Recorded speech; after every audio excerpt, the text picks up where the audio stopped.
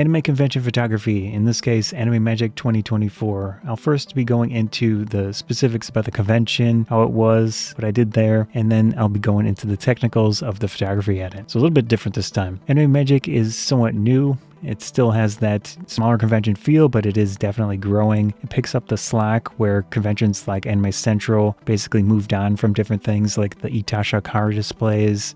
In this case, they have unique things like a bunch of tattoo booths. The food at Anime Magic is more focused on the actual genre of the convention, which is cool. Anime Central doesn't really have that these days. I think Anime Magic has a nicer vibe to it than Anime Central and similar conventions. At this convention, it was a mix of good and bad. I had a lot of great interactions with people asking for photos, taking photos, talking to them. Most of the time, very nice, pleasant interactions. A few ones that were not great. You know, it happens. I'm not totally sure why. There were a lot of people with cameras around, so it's possible oversaturated with people asking for photos. The big positives of a convention like this, or just any anime convention, going there, doing photography, cosplaying, whatever you want to do. Spending time with friends is obviously the big draw, the main thing that I go for these days. Enjoying the subculture, enjoying the events, the people watching, whatever you want to do. You know, there's a lot to see, especially if you haven't been to conventions before. Definitely worth checking out. Over the years, I've met a lot of people, taking photos of a lot of cosplayers, and then you get to know them. You see other photographers, get to know them as well. Just hang out, see them at conventions, and you basically become friends. That's always awesome to see these people that I don't see too often. Might see them online on various social media platforms, but then you get to actually talk to them in person a few times a year, which is great. Conventions are a bit expensive, obviously. I've just switched to day trips most of the time, and I still get to see those extended friends.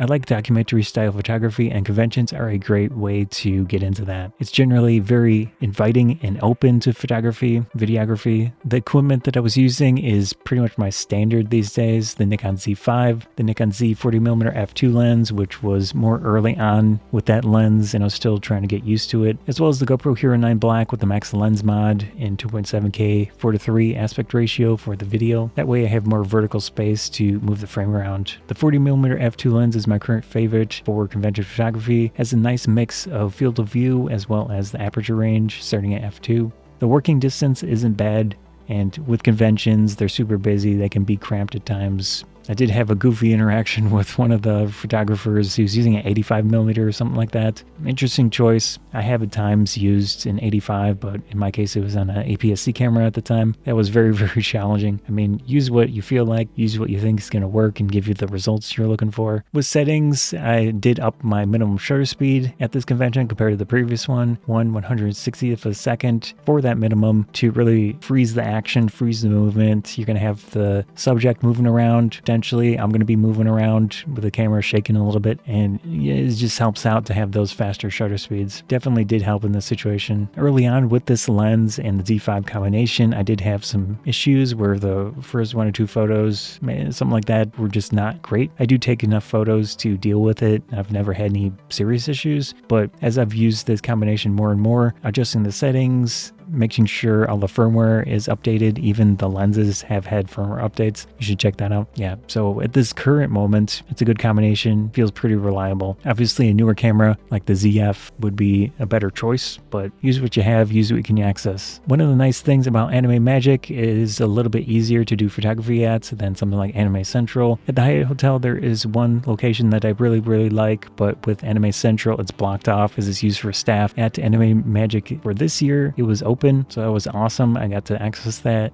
use it for photography, and I definitely did use it.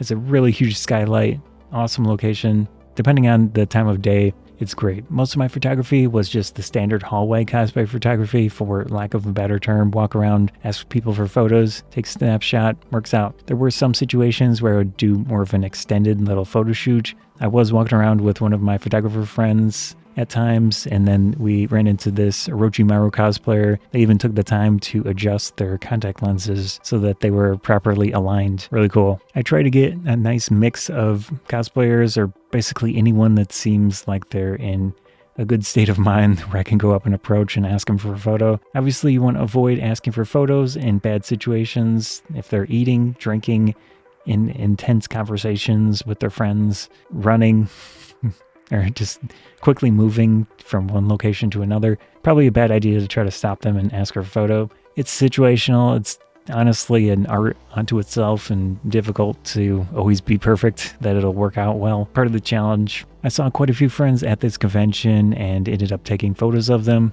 So great way to, again, do different styles of photography. And considering I had access to one of the locations that I like around there, it worked out well. It was fun having that extra option to put a little bit more effort, a little more time into taking photos. Adjusting posing, adjusting framing, adjusting positioning, adjusting the cosplayer, giving direction, taking direction. There was actually a staff member in the area and they saw I was taking photos. They gave a few suggestions, which were great. So definitely in those situations, if someone's offering some help, take them up on it. Listen to them, see what they have to say. Might work out really well. Convention photography can be quite difficult. Walking around, there's going to be a ton of mixed lighting, so many bad lighting situations to deal with. You can, of course, deal with it in editing, which is what I have tended to do, but you can consider using lighting. I just don't want to have a bunch of stuff with me, and dealing with all this additional equipment isn't ideal. And also, using your own key light is going to change the look of the photo, so it really depends on what you want to do. I've actually been going the direction of smaller and smaller equipment. In my case, a camera for photos, camera for video. That's it. For this convention, I was trying to be especially mindful with my own movements while taking photos, because previous ones I had those one or two photos that were a bit blurry and off. Adjusting the minimum shutter speed from 125th of a second to 160th of a second did help, and being more mindful did help. So